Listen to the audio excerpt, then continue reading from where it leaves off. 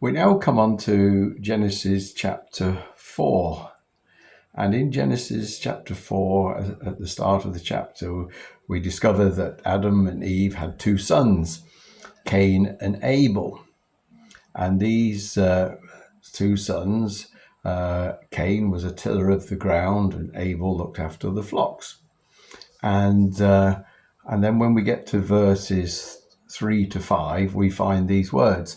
And in the process of time, it came to pass that Cain brought an offering of the fruit of the ground to the Lord. Abel also brought the firstborn of his flock and of their fat. And the Lord respected Abel and his offering, but he did not respect Cain and his offering. And Cain was very angry, and his countenance fell. Now, very often in the scriptures, we find two brothers, twins sometimes, although these weren't twins, but you had an older and a younger brother.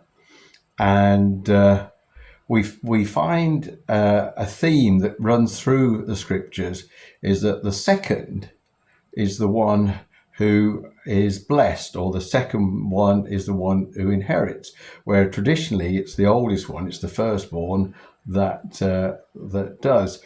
We've already seen the examples of Adam being the first man and Jesus being the first as well. Adam was the first living soul. Jesus was the first born of the Spirit. And it's being born of the Spirit that Jesus brought to us. Therefore, showing that there's a second birth that we must have. And here we have another example of Cain representing the fruit of the earth. Now, the earth was cursed even more after what Cain did this time. And but Abel brought the firstborn of his flock and their fat. And there's always going to be a lamb. It was the lamb who was slain, and that's our Lord Jesus Christ. And so begins this story of Cain and Abel.